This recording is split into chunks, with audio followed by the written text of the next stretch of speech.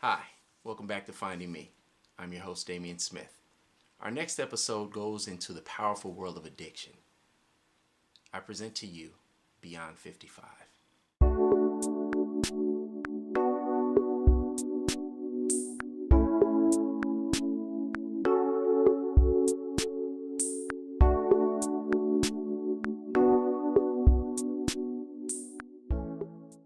Hi, my name is Cynthia Spencer, and this is my story of finding me.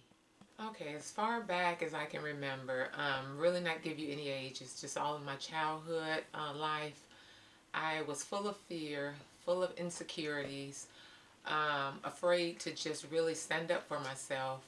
And I believe that foundation came from some of the emotional abuse during my childhood. I must put out first that my mother was an excellent mother. What she did was what someone did to her. Um, so therefore, she didn't know how to give me that emotional support that I needed. Therefore, as a child, I wasn't able to understand that. So I took on fear, insecurity, low self-esteem. All that held me back from being the best me. Didn't even know who I was, trying to please people. If someone told me they didn't like something I had on, I was sure to go home and take it off, listen to everything that they had to say.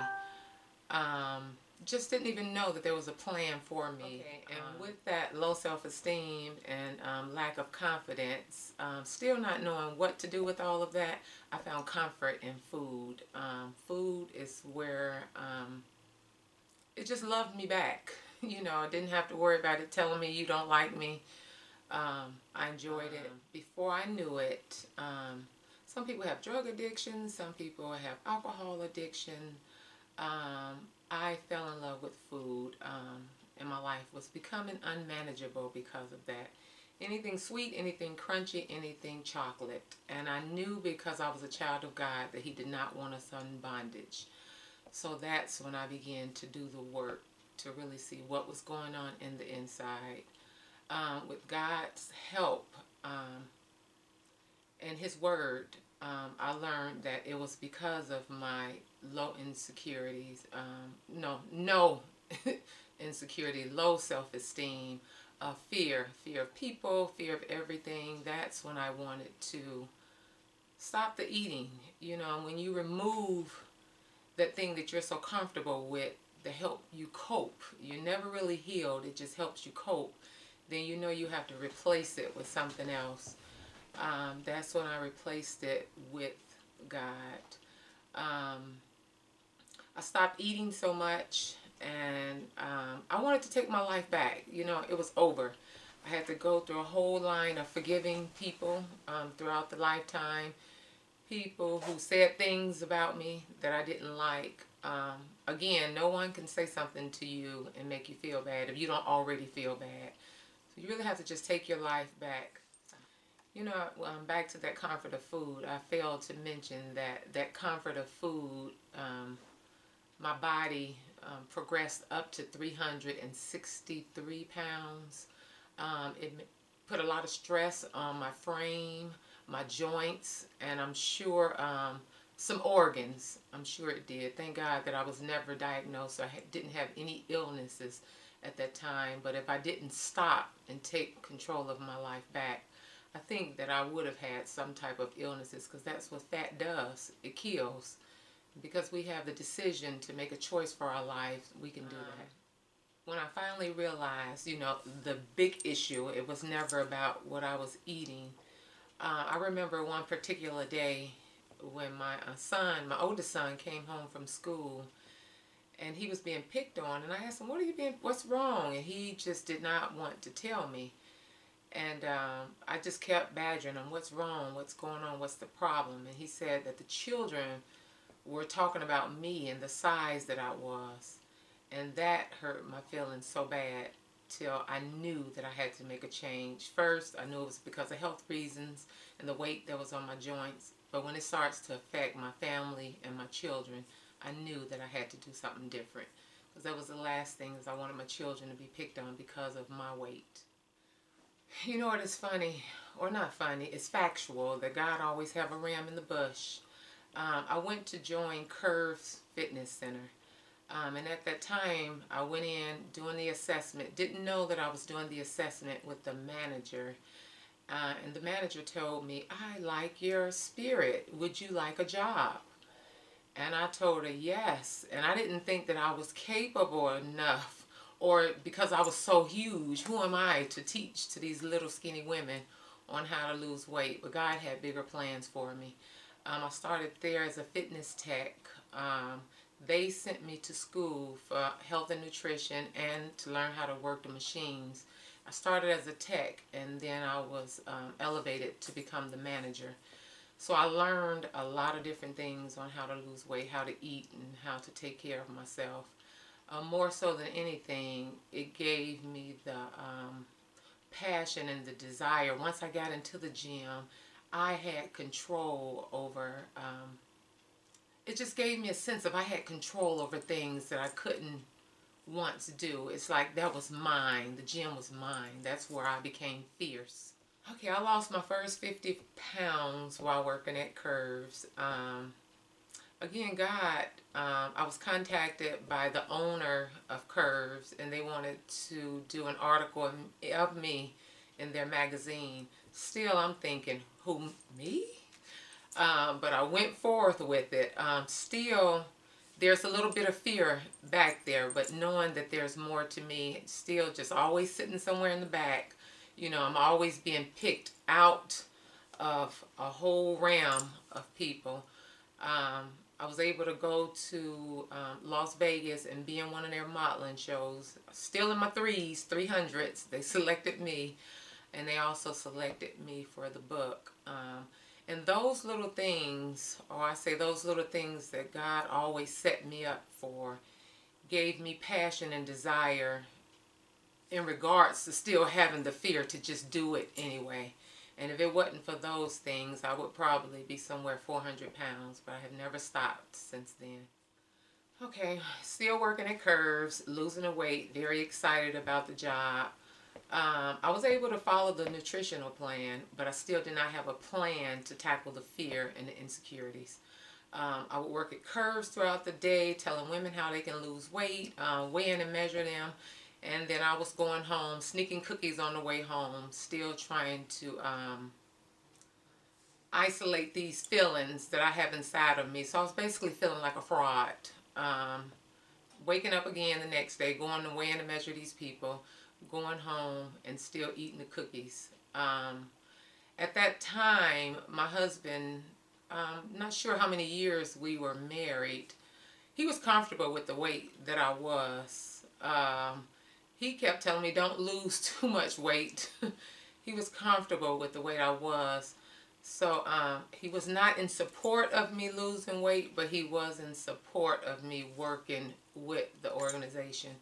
I think it was after I really went home, cried on him, and told him that I had a real eating problem, or I was using food to mask my feelings, is when he tried to understand. He really didn't understand.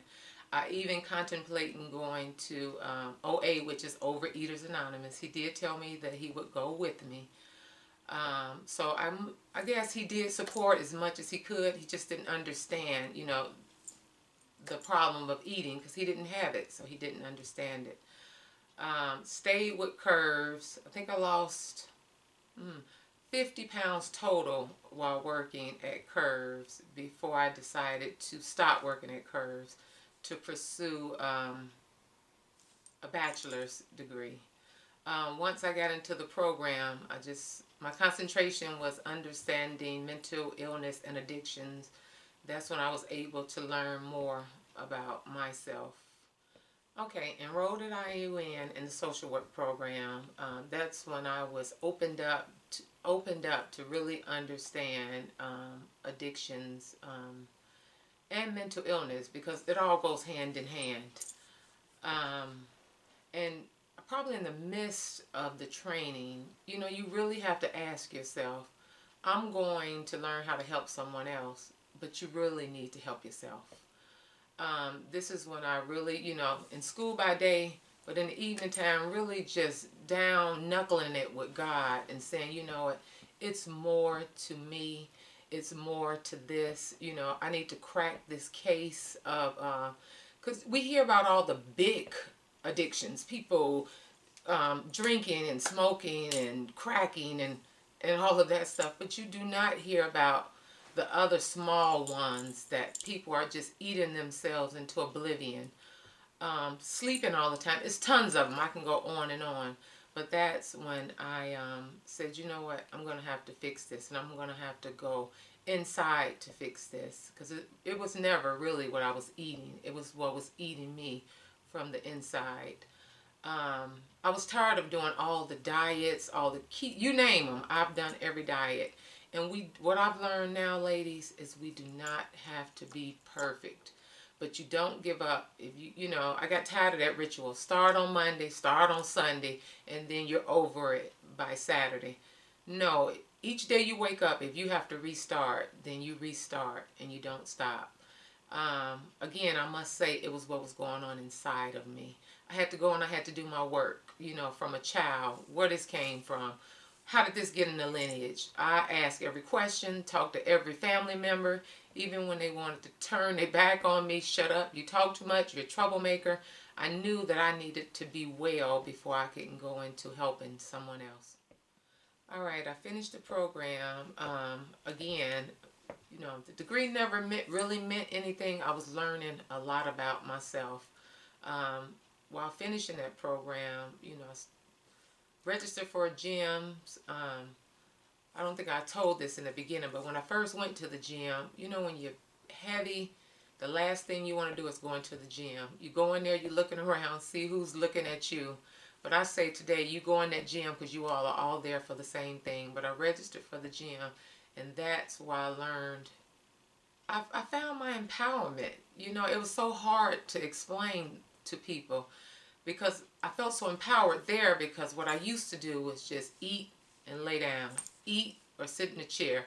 I was always eating and doing something till when I got into the gym, it just empowered me. And as I looked around, it became a spiritual place for me. It's like that's where God talks to me, the gym. It may sound crazy to some of you all, but I was not leaning on my own understanding. I was going with what God told me to do. Graduated from that course. Still have not arrived, but I'm working it out every day, each day. Okay. From the BSW went on to the MSW. Still working on allowing God to work on me each day.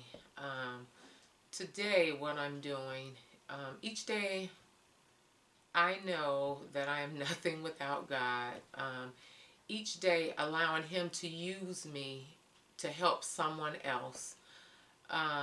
Understanding if I was hurting, someone else is out there hurting just as well. Not here to judge. I get up ready to serve, ready to stand alongside someone that I could tell my story to and tell them that they could be free as well.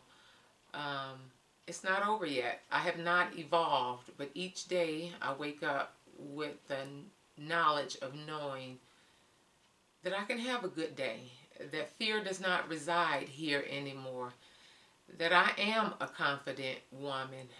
I'm not confident because of the weight I've lost. I'm not confident because of the degree that I got.